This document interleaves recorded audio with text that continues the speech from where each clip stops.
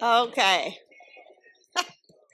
I want to remind you if you, oh man, y'all really did some fun things this week. Oh, let's see, fun. I am dragging. I did too many fun things this week. I'm about to wear Rob out. He's like, boy, you move at a fast pace. We just had things, like birthday parties, baby showers, dinners that have been on the books, and you can't say no because you love these people, and the dinner's been on the books, and then. So it's been one thing after another all weekend long. And on Sunday night, I told him, I said, I think I'm getting sick. And he's like, no, you're not. You're tired. You're not sick. You're tired. And so, but anyway, it's okay. We're resilient, and I'll get some rest when I can. I don't know. It was so awesome. So yesterday is my study day, but if you've watched social media at all, you know that I got the privilege to talk to Erin Bubb, who's at the back table back there, has an amazing ministry. Well, first off, she's my friend, but she has an amazing ministry called Shine, and she has a high school group, and I was able to go speak to them last night, and that was so fun. And also, by the way, if you're watching Instagram, we're going on a hike on Thursday at 10 a.m. And we're going to meet at what's it called? Well Coffee. It's on Instagram, and if you want the address too, we can help you with that. And don't freak out. We're not going to kill you on this hike if you want to come. All right. It's not like we're going to do all this vertical hiking. We're going to stay low where we can all talk and not die, and it'll be all good. But it's nice just to get out. I haven't even checked the weather on Thursday. Is it warming up by Thursday? I think it should. So it'll be nice. So if you want to do that at 10 a.m., we're going to meet there because we love when we have ministries to be able to cross-pollinate. Do you know what I mean? We all have our lane, and Erin's about to start teaching Acts to her women, and that's awesome. And we laugh about it. I'm like, you know what? Steal everything I say and then add to it and do your own thing with it and flavor. And it's so fun. Hillary and I were talking about it the other day. Where do you think I get it? It's the same. We don't build empires. That's not what this is. We work together in ministry however we can, in friendship to reach all people. This isn't everybody's gig. And she has her own beautiful flavor, and it was so fun last night to speak to her high school kids, and she's about to dive into Genesis with them, so it was perfect for me to come and set the big picture, the Tale of Two Kingdoms, a certain, big picture version and story version, and in some ways to kind of inspire them, but to also blow their mind. Do you know what I mean? And it was really cool because at the end I was outside about to get to my car, and two of the high schoolers came, and they just said, we just want you to know, you blew our mind. We've never heard it like that. And I go, isn't that something? I said, it's pretty cool, huh? When it's in a narrative, when you really see. She goes, I have never seen the whole story laid out like that. And we sat there and talked for a while, and I said, that's so interesting, isn't it? Because think about how we are put together as human beings. We're made for story. It's how we learn. Think about it. What do you do with your babies? You tell them stories. You tell them stories about your family. That's how they come to know about family. I mean, how many times you sit around the dinner table and you tell the same old family stories, and they get better and better if you're from Arkansas.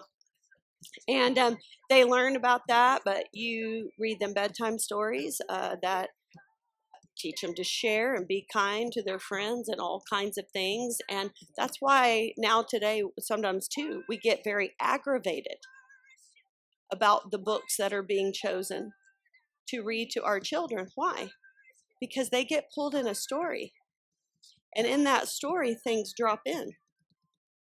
And there are some things we don't want dropping, if you know what I mean. Last week, I had a friend who's a teacher who showed me the book that was read to second graders. And I'm going to tell you what, they would have hated to see me coming. at that point. I'd had to calm myself down. I would have been professional, but I was just like, wow, it's just in the background, but it's all coming in. But that's the power of story. And so when you then tell the entire story, so I said to these young people, it's interesting, right? That you have committed something to Jesus, to a kingdom that you really haven't even been told the story about. That's pretty amazing. And so we had this incredible conversation about it. And it's so cool to see their minds go, oh my gosh, I want more of that. And the beauty of that is I got to set the stage and create kind of like mind-blowing mystery. And now Aaron gets to every week dig in and go back into Genesis so that they understand it deeply. And her passion is to teach them how to do it, which is so awesome. Right? So it's great to partner together. But it made me think of you guys, because I always teach you the tale of two kingdoms, right? But sometimes, and I did that at the beginning of this because you are watching it take place in Acts. But I want to remind you again, think about it. I've told it to you in basically 3 sections when I've taught you the tale of two kingdoms, right? I taught you basically the idea of Genesis 1 through 11, which I called the microcosm of humanity. And last night I broke that down to them, like what do words mean? Microcosm. Break that down. Micro means what? Small. Cosm, what is that? Cosmic. Cosmos. It means what? Big. So it is a small look into a much bigger scene, picture. And that is what Genesis 1 through 11 is about, is the microcosm of the human condition. What happened? Right? It's like, what happened to creation?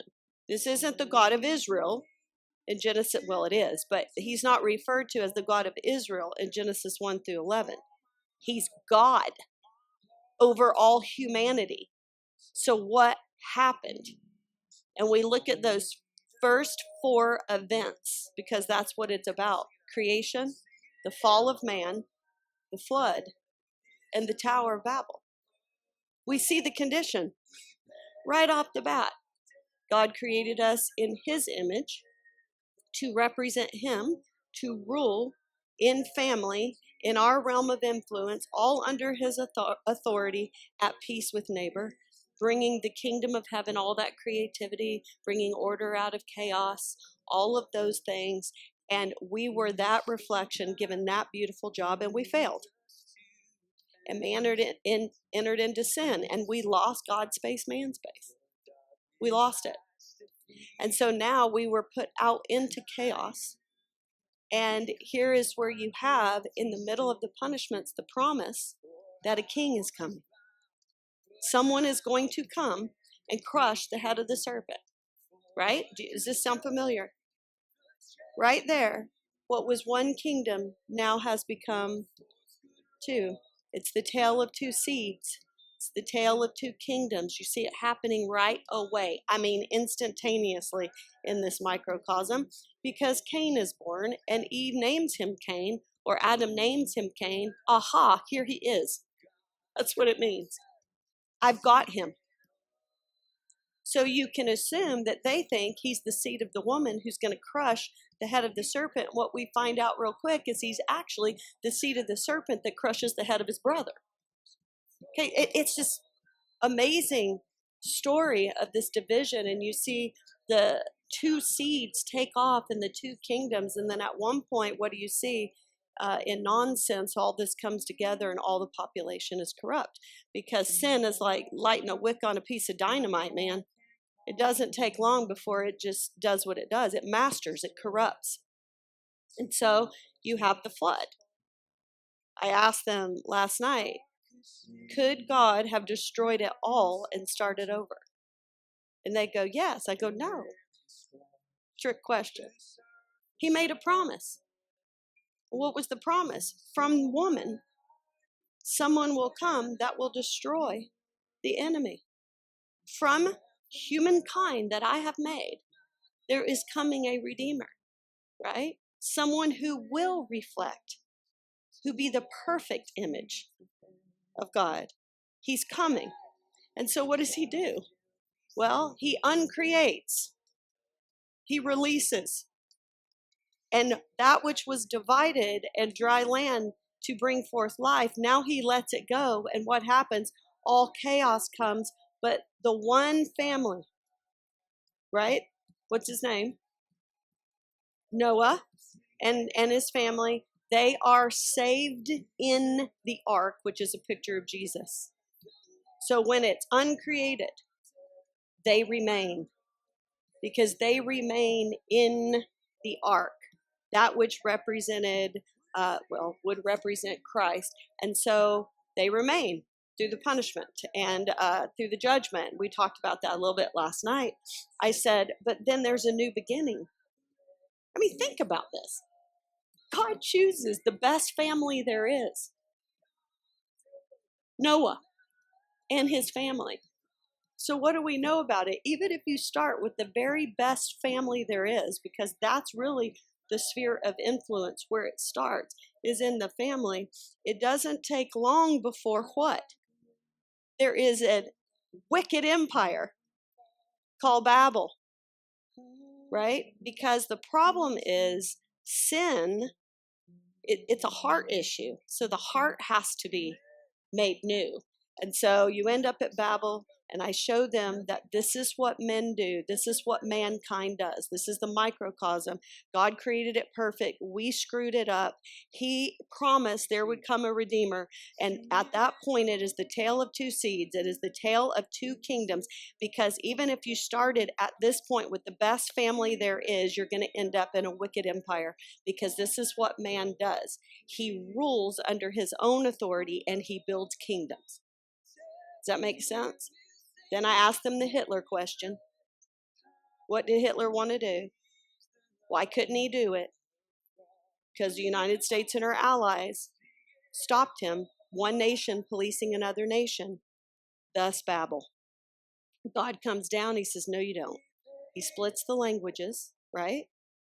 And he disperses, and the nations are born. And because the nations are born, he slows down the ability to have one wicked leader over all people. I mean, can you imagine? There is no depravity. That is not possible at that point, and the nations are born. So the first thing we see is Adam couldn't get it done. This is the human condition. But God created us for kingdom, his kingdom, and it got messed up. So then what happens? He chooses who? Abram. He breathes in him, makes what was dead what? Alive. He and Sarah come together because it is going to be through this nation, God-breathed nation, that now they are going to live out the words of life and bring the kingdom to the world to be a blessing to the world. Now we know in hindsight, the fulfillment of that is Jesus, but that was their commission and they failed. I'm telling you this for a purpose in our story. And then comes who? Jesus. True Israel and true humanity. I talked to them about why it said seed of woman. That's weird. The seed doesn't come from woman. You always want to be there when I talk about this with high schoolers. I said, I'm not going to teach you about sex tonight. I could. I don't have any problem with it. I've done it for years. But I said, the seed doesn't come from woman. It comes from man. It is the man who deposits the seed that determines the child. So why does it say seed of woman? I said, that's your first hint of the virgin birth. Because he is going to be what Paul calls the second man, right? He is fully flesh, but he is not of the nature of man. It's the same thing everywhere. I go, look at the themes. When he formed man with his hands, what did he do? What was dead, he breathed into his nostrils and he became alive. When he picked his nation, Abram, he was dead. What did he do? He breathed in. And Abram became Abraham, right? And when Mary conceived, she was fully flesh, but it was the seed of God the Father. He breathed into her, and she conceived the God man. He was fully flesh, fully divine, and he was going to come do what Adam could not do and what Israel could not do. He was coming to show and usher in the kingdom of heaven. And when he did that, and he died and he raised again, and we put our faith, what happened to the church? Israel was all there, restored, dry bones together. And what happened? The Spirit of God breathed on them, and what was dead became alive. And what we're watching is the gathering. So I just sent you on a journey, right? Humanity, Adam, microcosm. It all starts in Genesis, creation, fall, flood, nations. Then we went to, okay, it's going to be Israel. Through the family of Abraham, Israel. Still in Genesis, Abraham, Isaac, Jacob, Joseph, and then the entire story of the nation of Israel. And then Jesus, death, resurrection, ascension, the church. The church, the restoration of Israel, and now the gathering of the nations. This is what we've been watching. Acts 1 through 12 was all about pulling the veil back, revealing to the Jew, basically, and those coming alongside the God seeker on, but it is predominantly in the Jewish world, right? In Judea and Samaria, chapters 1 through 12, where they are saying to the predominantly the Jewish people, Jesus is your king. He's your Messiah. And in chapter 12 was the showdown, was it not? Because it was the final showdown there with the king of the Jew, who was actually who? Herod. So at the end of that first section, 1 through 12, we see this showdown because remember, James is killed, Peter is thrown in jail, and what happens? God lets him out. I'm king. He lets him out, and then Herod is so upset. Do you remember what he does? He kills his own people, and he sulks and goes to Caesarea, where then he is applauded for his control, and he takes all of the glory, and what happens? The final showdown. He is struck dead and eaten by worms. Okay, so think about it. It's all been fulfilled. The church is born. It's first to the Jew. Jesus is your king. But now we've gone past that. Do you see what's happening in Acts? Because it's not just about him being the king of the Jew. He's the king of the world. This is shaking things up. Now they are going out into the Roman Empire saying, let me pull back the veil. He is God. This Jesus who was crucified and risen again, he's the true king. There's another kingdom you're unaware of. I mean, this is big stuff. Do you understand that that's what the Bible's about? Isn't it pretty simple? No. Okay, now come on. That is story form simple right there. You're seeing three big major parts. You are seeing a direction this way, right? It's almost like you have the wide view humanity. You go into a nation of Israel. Picture this, and a man, Jesus. What does he do? He opens the door. He ushers in the kingdom. And when the door is open, we're going to go the other direction. It is first to the Jew. And then what? To the world. It's always been that. He's the God of the world. And so he chose to use Israel. This is what we're watching take place. And this is shocking. to the nations who have been released and have worshiped all kinds of different gods. Their rulers are considered gods, and the gods are moody and they're angry, and they are more like a human than a god. The Jewish God is rare. He is slow to anger and he is abounding in love. He is constant. He is holy and his character is good. The God of the pagans are very much like the humans. You never know what mood they're in. And so you have to appease them and walk on eggshells around them, because if you don't, your life is not going to work out and be blessed, because it's this kingdom and this kingdom alone that they know. There's nothing more. And you know what saddens me is how many of us worship our God as if he's that way.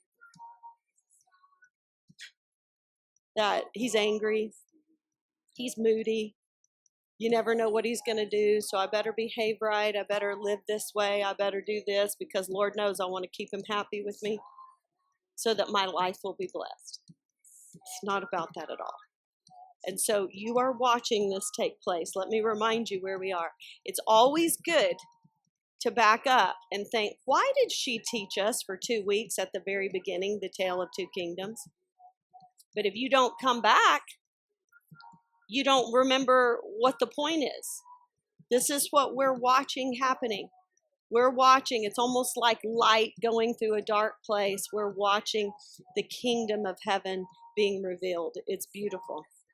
All right, so chapter 16. I'm going to start at 16 just to remind us of the story. Where are they?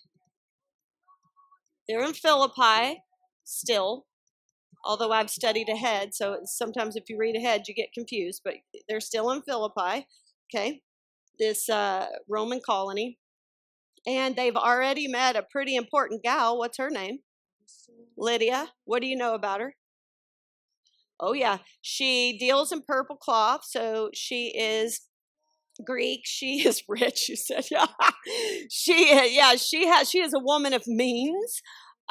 She is Greek. She is a God seeker, which means that somehow she has become very interested in the God of the Jew, which we talked about last time, which is so amazing considering her status, her means, her connection.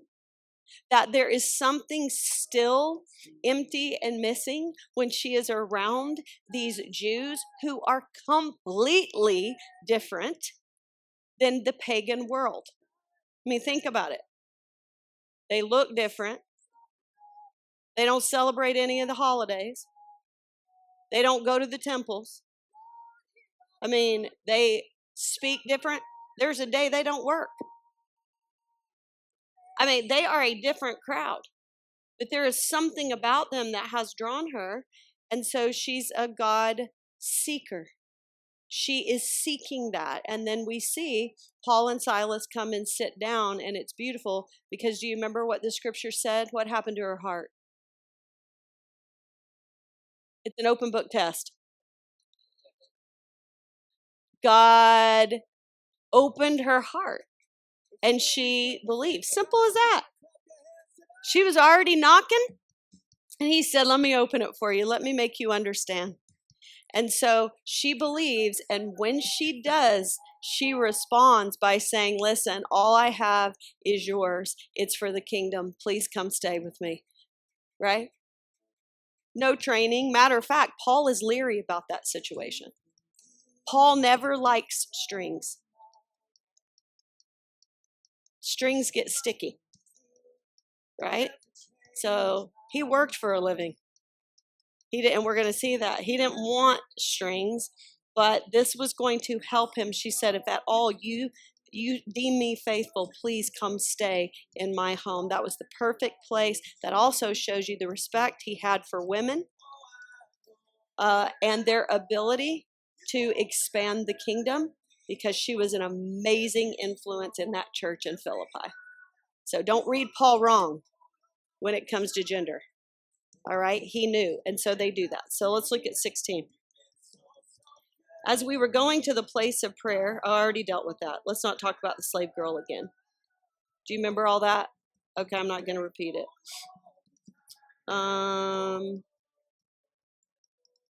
Yes. So basically what happened, this girl with the spirit of the python, do you remember that? The python spirit, she is crying out that every time they're around, she is telling them that these men are servants of the Most High God, and they proclaim the way of salvation. Last week we talked about possibly the confusion that would cause for a pagan world to receive that. Although it is true, how would they receive that? It could have caused incredible confusion. It could have caused crowds expecting one thing, really, and receiving quite another. We also talked about the fact that this is not the girl that you want to be your commercial. If you remember, I gave you examples. It would be like Madonna preaching abstinence, and it would be like Jeffrey Epstein being the face of the Boys and Girls Club. Okay, this is not what you're after. And so what happens is he turns and he casts the spirit out of her. And then that's a problem. Because the minute he casts the spirit out, he casts the ability for her owners to make bank. Now they are not happy. And so they then come in, right? And they stir up the mob because now their pocketbook has been affected. And then they spin a narrative saying basically, these guys are anti-American. They're anti-Roman. They're coming here with their own culture and their own laws. And this is a very dangerous situation. And with their narrative, they get the mob going.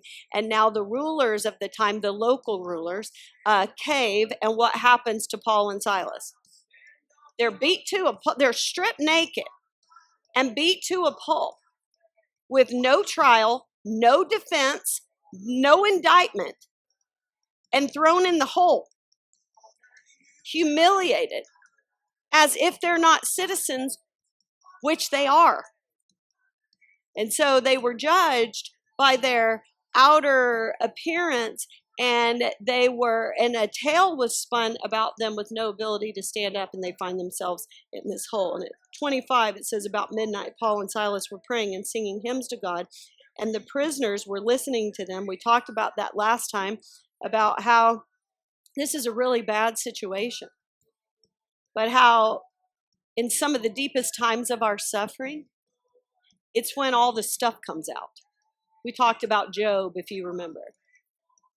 That why in the world would God even entertain the idea at the very beginning of the story of Job?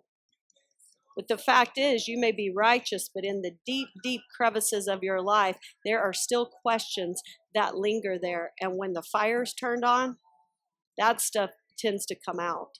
But not only that, with that coming out, when you remain faithful in all of that, that can be some of the greatest testimony of your life. How can she hold on? And there I was, with an agony I could not escape, but with a faith I could not deny. Not done perfectly, but holding on for dear life. And learning how to hold grief and also experiencing joy in the land of the living at the same time. And sometimes that can be your greatest testimony ever. And so here you have them in the hole. No defense, no opportunity. It's so wrong. In isolation, in pain, in stocks. And yet they are holding on. They are singing, and the prisoners are listening to them. And suddenly there is a great earthquake, so that the foundations of the prisons were shaken, and immediately all the doors were open and everyone's bonds unfastened. That's unreal. I mean, that's an earthquake, man. It's an earthquake strong enough to break the chains, but not bring down the roof. That's God. Only God can bring an earthquake that can break chains and have doors fly open and not destroy you. You think sometimes the earthquake has destroyed you, but he doesn't. He doesn't bring down the roof. When the jailer woke and saw that the prison doors were open, he drew his sword and was about to kill himself, supposing that the prisoners had escaped. But Paul cried with a loud voice, "Do not harm yourself, for we are all here." Let me tell you what, this jailer knew that to lose prisoners meant that if you lost them, you're the one that's going to take what they were going to get. It was your responsibility. Somehow, we don't know how. I mean, he saw the doors. Where was he? What was the situation? Did Paul see him grab the sword and about to fall? Or did just Paul in his heart see him? What was the scene? We don't know. But he said, don't do it. And here's the thing. This is a very different scene than the ones we've seen before.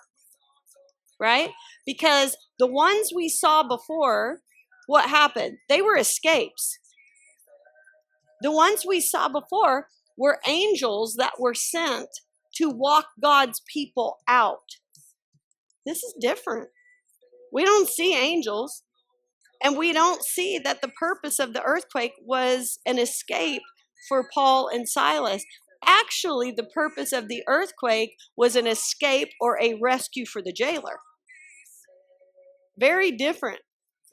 I'm going to ask you something. Are you willing to go through that so that actually somebody else can escape? Because the fact is, over and over, we're going to look back and remember the words that God told Ananias. Paul's going to understand how much he must suffer for my name. Right? And so, are we willing to suffer in that kind of way? Because that's what is coming. In this world, you will have trouble. But take heart, I have overcome the world. And so we live in a different way when we have suffering, because we know this is not our home, that we live in another kingdom, and he's fully capable of being in charge. He knows what he's doing. And when we suffer, he's there with us. He is in the presence of their joy right here, of their worship. He's right there with them. It's just that this time the escape's not for them. It's for the jailer. And so Paul says, hey, don't do it. Do not harm yourself, for we are all here. And the jailer called for lights and rushed in, and trembling with fear, he fell down to Paul and Silas. I'm telling you what. Then he brought them out and said, sirs, what must I do to be saved? What does that mean? I don't know. Honestly, what all did that mean to him? Did he have a full concept of what he was even asking? I don't think so, but it's a start. And I'm going to tell you right now, Paul ran with it. And we're not given every detail. Do you understand? Like, it starts in conversation. This is just a summary. Like, Mama Hoff, how'd you survive that? Well, I mean, what are you going to do? I love Jesus. I believe it. What do you believe? Well, let me tell you. And now their ear happens to be open in a different way. What must I do to be? It's just the question. He's entering into the conversation because of this suffering and what he has seen and how they have been in it. And so the conversation is, how can I be saved?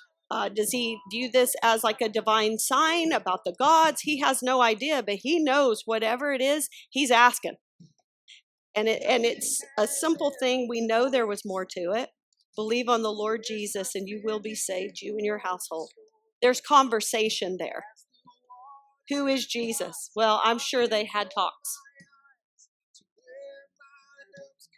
I don't know where, I mean, we don't know, like, we know he wasn't in the slammer. I mean, it tends to be Paul and Silas, right? And do you remember the reason I believed that? Why are they the ones getting the brunt? Is because they look fully Jew. And they're the upfront speakers. Think about it. You know, Timothy, his father's Greek. He looks it, right? He can look Greek. And Luke is completely Greek. He's writing all of this down. But somehow it's Paul and Silas in this situation, which is very interesting because they're the Roman citizens. Okay, and so the magistrate are getting themselves in a pickle. I'm going to read you a story in just a minute. It says, and they spoke the word of the Lord to him and to all were in his house. So there it is. They gave the story. They taught the narrative. They told them the good news of the gospel that Jesus is king. They told them about his death and resurrection and his ascension. And they told him that one day he would come back, but he is ushered in a kingdom. It's a different kingdom, and you are accepted and you may enter in. And he took them in the same hour of the night, washed their wounds. That's awesome. He tends to them. This jailer now becomes their servant. Complete upside down life. One minute the jailer, the next minute he's washing their feet. And he was baptized at once. What does that baptism mean? He has identified with the kingdom. He has identified his life with the death and resurrection of Jesus. He has entered into a different kingdom. He is now following different marching orders. He's identified publicly at once, he and all his family. I'm going to tell you what, you have a changed life. And listen, it's not just, here you have a jailer, a male that has changed his life and the whole family. But in the story before, what did you have? A female that happened to be the head of a household. We don't know any information, but it was called her household. And when the leader of that household, when that person of respect completely changes their life, the impact on that household is unreal. It says, then he brought them up into his home and set food before them, and he rejoiced along with his entire household that he had believed in God.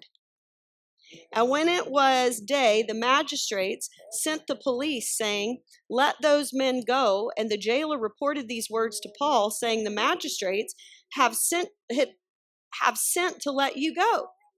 Therefore, come out now and go in peace. But Paul said to them, they have beaten us publicly, uncondemned men who are Roman citizens, and have thrown us into prison. And do they now throw us out secretly? Ooh, I love that. Do they now throw us out secretly? No, let them come themselves and take us out. The police reported these words to the magistrates, and they were afraid when they heard that they were Roman citizens. So they came and apologized to them, and they took them out and asked them to leave the city. So they went out of the prison and they visited Lydia, which I'm going to just write this in pencil to you in your brain. Who do you think went to them that night on their behalf? It helps when you have a woman of means who is connected to the imperial family dealing in purple clothing, who possibly could have said, man, I think y'all have screwed up. Because from what I know, these two are Roman citizens. Snap. We better let them out quietly. We're about to get in trouble. And then they try. And then Paul says, not really. So what are they afraid of? I'm going to read to you some stuff. Okay, N.T. Wright puts it so good because he tells you some history. And I thought, I don't even know if I can repeat that, so I'm just going to read it to you. One of the most famous cases in ancient Roman law was the one brought by the young upstart barrister Cicero against the rich aristocratic proconsul Gaius Verus. Verus, like many Roman aristocrats of his generation, had discovered how to play the famous Roman system of democracy to his own advantage. Of course, one had to go through the official motions of being elected to various offices of state. No problem. There were friends who could fix all that, who could buy and manipulate enough votes to get a candidate safely installed. Even the consulship itself, the senior position in Roman society held for 1 year, wouldn't present too much of a problem. Likely candidates had things worked out months, sometimes years in advance, and pressure would be brought to bear on people who threatened to upset the careful planning with silly ideas that they might like to put themselves forward to stand against the candidates who everybody knew were going to get elected anyway. Holding public office was important in itself, but it was a gateway to something even more important: money. After a year in office, the normal practice was for the newly retired proconsul, as they were called, to go off and govern one of the many Roman provinces. We have met several such provinces already in this book: Judea, Syria, Cilicia, Asia, Galatia, Bithynia. We are currently in Macedonia and will soon be in Achaia. All of them were run by people who had held leading magistracies back in Rome. We shall meet a couple of them in due course. Some governors, of course, did their best to rule their provinces with measures of justice and wisdom. In fact, by Paul's day, this had considerably improved from the time of Cicero, partly because of this very case that I'm mentioning to you. But in the first century BC, it had become common practice for provincial governors to do on a massive scale what notoriously tax collectors did on a small local scale: make a handy profit for themselves by extortion.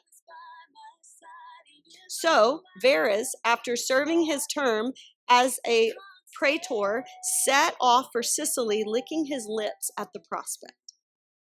He went about it with systematic ruthlessness, having discovered with his official powers and soldiers to enforce his will, he could do what he liked. He not only imposed heavy financial levies, he sequestered whole estates, stripped houses of art treasures, and grabbed anything he saw or heard that sounded even moderately worth his notice. Shiploads of loot were sent back to his home in Rome, and anyone who objected or who threatened to report him or prosecute him was dealt summarily and with brutality. That was where Verus made his main mistake. When rumors leaked out of what was going on, some frightened Sicilians appealed to the young barrister Cicero for help. He was initially nervous. Verus had friends in high places, and attacking him wasn't the best way for Cicero himself to get on in the world. But the case got under his skin, and he investigated. What he found appalled him, and it appalled all of Rome when it came out in his presentation of the evidence.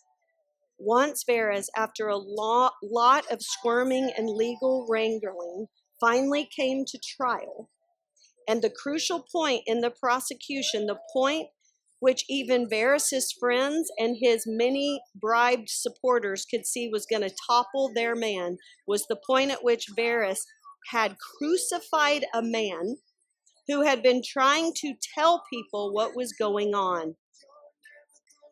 And the man was a Roman citizen.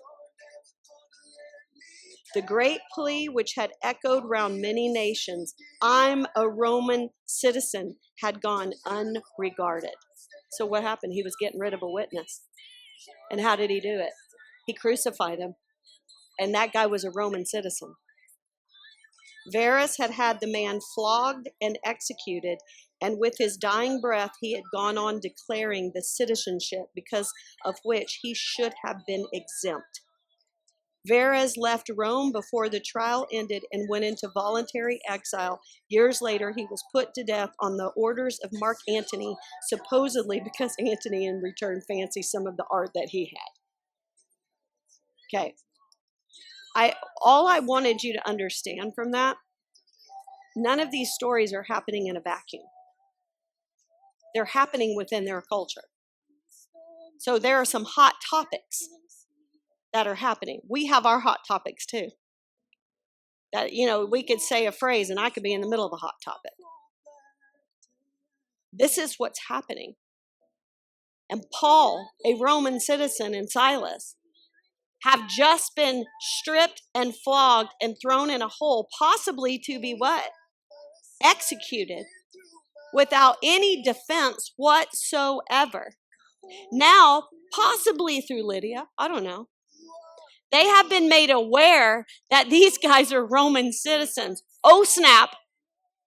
So they go, let them out. And Paul says, what? Come get me. Nope, we're not letting this slide. You don't mess with Paul. Nope, you come get me. You walk us out as Roman citizens. Now, here's the deal. I want to talk about Paul. I want to remind you about Paul, the last point, okay? Because in Philippians, where are we, by the way, in Acts? What province? Philippi. Okay, so the letter to these people is where he describes himself. I was circumcised on the 8th day. When you want to talk about like outer credentials, here I am. Okay, I was circumcised on the 8th day. I'm a Jew. I'm from the tribe of Benjamin. I'm a Pharisee as far as the law. Like, nobody knows the law or keeps the law like me. But then he says this, but as far as zeal, I persecuted the church, right? Do you know who one of the first people in the Bible is referred to with having zeal? And by the way, that in the Bible can be jealousy, like a righteous jealousy. Go this week when you study your Bible, Numbers 25. Okay, it's a guy by the name of Phineas, and he's the grandson of Aaron, the high priest. And there's some nonsense going on with the Israelite people, and their hearts are being drawn away, and somebody has told them to intermarry, I believe, with the Midianite women. This is all in the recesses of my mind, but the Midianite women, and this one certain dude decides he is going to rebel in such a way that he gets a Midianite woman, takes her into his tent, his family, in front of everybody, and begins to sleep with her, while the whole Israelite nation is weeping before the Lord because, of the state the nation is in. And so Phineas, the grandson of Aaron, with great zeal, it says, and even I think in that section of the Bible, your title of that section may say the zeal of Phineas. I can't remember. He takes a dagger and he puts it through them as they're having intercourse. Okay? And he stops that nonsense. And it's called great zeal. So what is that? It's this idea of there is something outside of yourself that is way bigger than you. Like this, what is happening, I'm going to stand up because there is an issue. This isn't about me. This is about like my view of God or what it is. Now think about Saul of Tarsus. He had zeal. That's what it makes you think of Professor Proverb, what he told me last week. Zeal without knowledge, right? How scary that can be. Zeal without understanding. You may have zeal like there's something bigger than myself. That's how Saul of Tarsus felt about the way, about Christianity. Because remember, this was such a big deal that he went against his own rabbi, Gamaliel, that said, let it be. If this is a movement of man, it's gonna die out. If it's a movement of God, you're not going to be able to stop it. And you may find out you're fighting against God, right? But after his interaction with Stephen and watching the death of Stephen, he is so filled with zeal that there is something of utmost importance. This must be stopped. It is so important. I'm going to go against my rabbi. I'm going to jump the political aisle. I'm going to get the papers and I'm going after these people. That is zeal. And it's zeal without knowledge at this point, which is hilarious when you think about him being a Pharisee and knowing the law like he knows it. But what happens? He goes to get them and the light of the world knocks him off his horse. And so he now has the scales fall off of his eyes. He goes away at some point to Arabia. And what does he do? He takes all of his knowledge and he reorients it around the fact that Jesus is the Christ. Now he has zeal with understanding. Okay? And what he understands is that for God's kingdom, like Paul needs to understand how much he must suffer for my name's sake. So what Paul knows now, he's not the one bearing the sword with zeal. He is going to be the one bearing the cross, which means he's going to at times receive the sword. It's coming at him. He's laying his life down. It's a completely different battle strategy. Zeal without understanding. Zeal with knowledge, with understanding. He knows. So here's my point with that.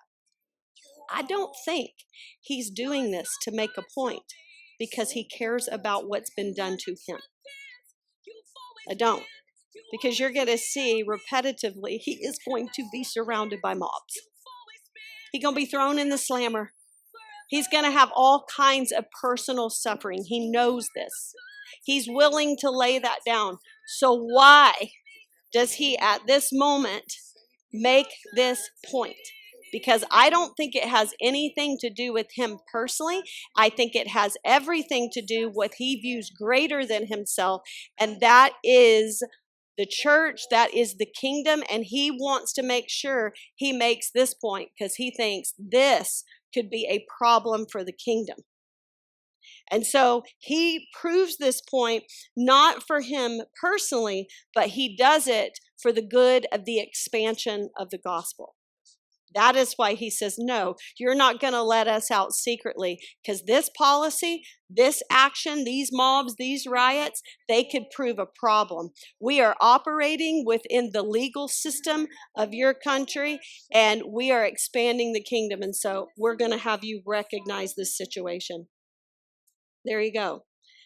Then he moves on, right? They move on. But they don't move on too quickly. Look at the end of that. It says, so they came and apologized to them, and they took them out and asked them to leave the city. So they went out of prison, and they visited who? And when they had seen the brothers, they encouraged them and departed. So it's not like they ran. They got escorted out. They got the apology. They went back to Lydia. It could have been a, thanks, did you tell, who knows? And they encouraged them. They spoke to them and they encouraged, but then what did they do? They left. They're not rebel rousers. Okay, they're operating within a system. Well, they did need time to heal, I'm sure. But the issue is, think about this. They are pulling back the veil for the world to show them that there's a different kingdom. That's going to stir up the current kingdom. I mean, period. When we look at the next section, there's an accusation that says these men who are turning the world upside down. Okay, that's what they're doing. They are literally pulling back the veil. They're revealing a completely different kingdom. That kingdom is like completely upside down from an earthly kingdom. But what they're also doing is operating within the current one, right? And so that's hard, and it gets misconstrued. So in this case, what do? Operating within this system, they have been asked to leave. They go back, they encourage the church, and what do? They leave. And so we are watching all of this take place. So next week, okay, make sure you read up, because we are going to do heavily chapter 17, 1 through 9. Okay, and then if I have time, I'll get into Athens and all of that. Let me make sure I've told you everything I want.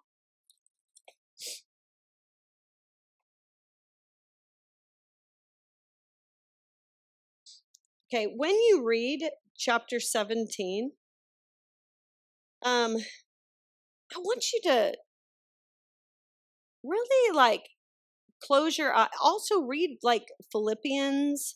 They're going to go into Thessalonica. So what do you think you should read too this week, maybe? Thessalonians, the letters, it gives you context.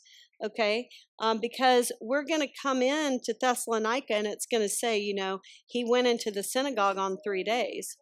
But yet all of a sudden we're going to hear the name Jason. Where did he come from? How's he staying with them? How's Paul taking care of himself?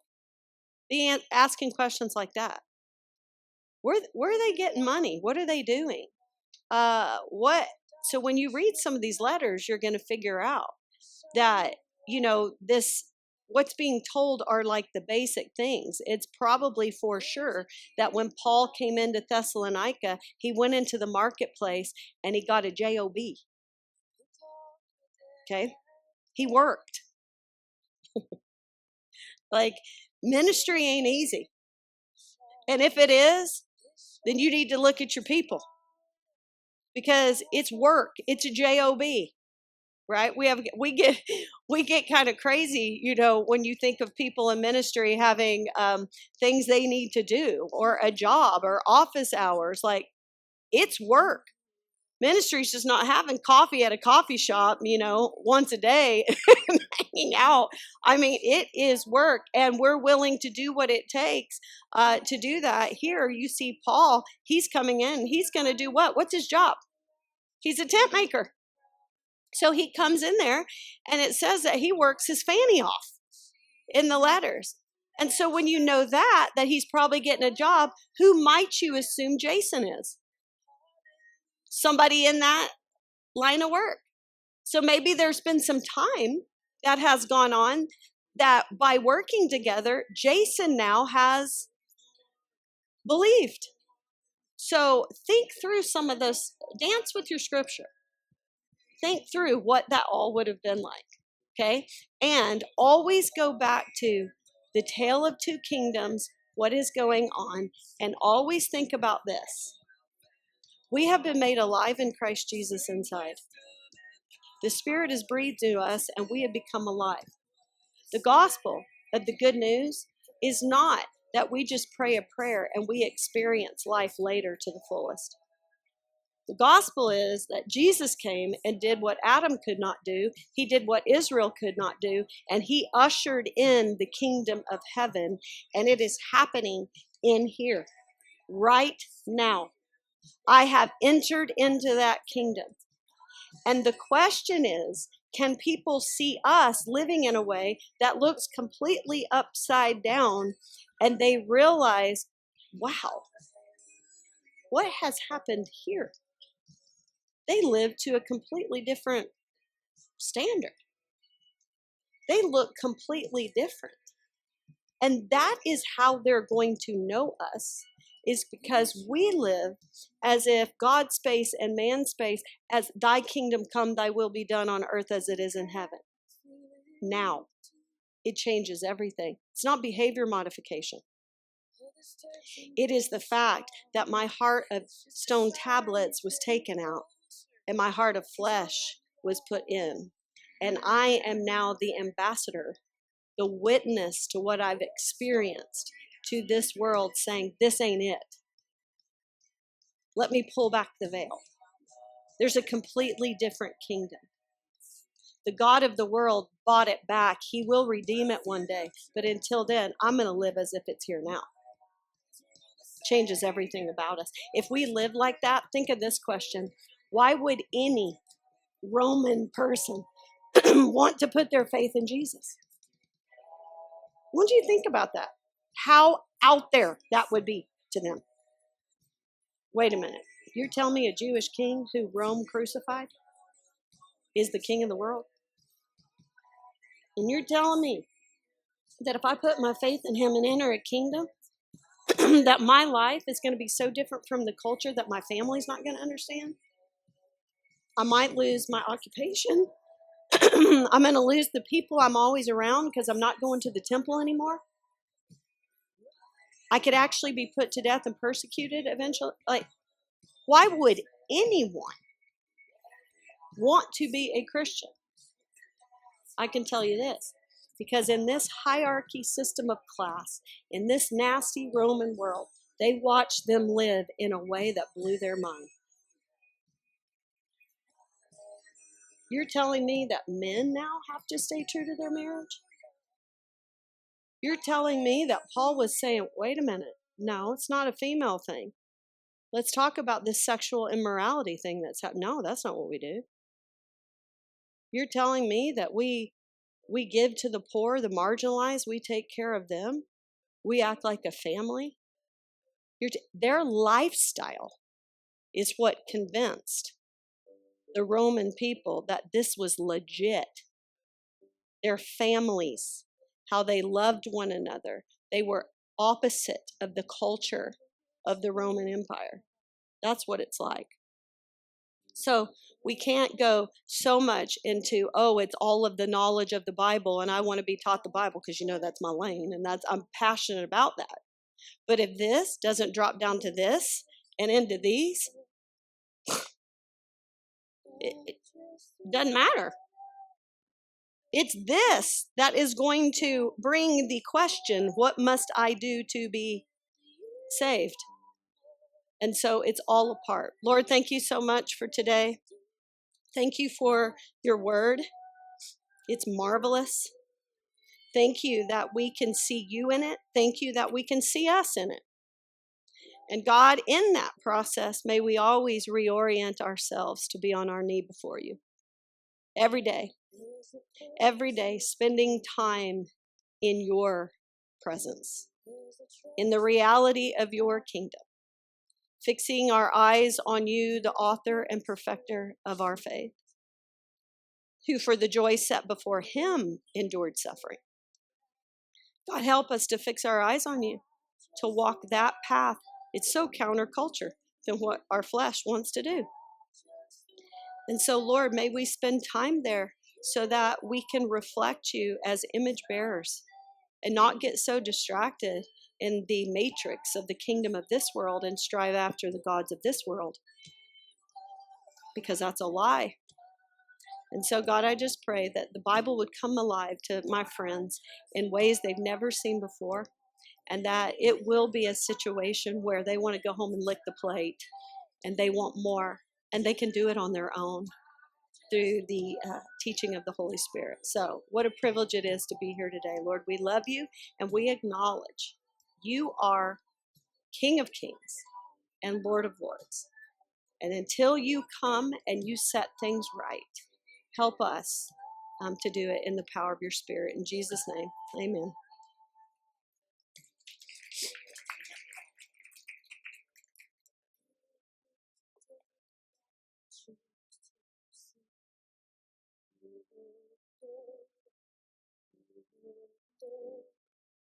It's my joy to see.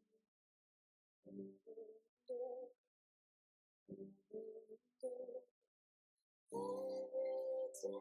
I choose to see over and over, over and over. It's my joy.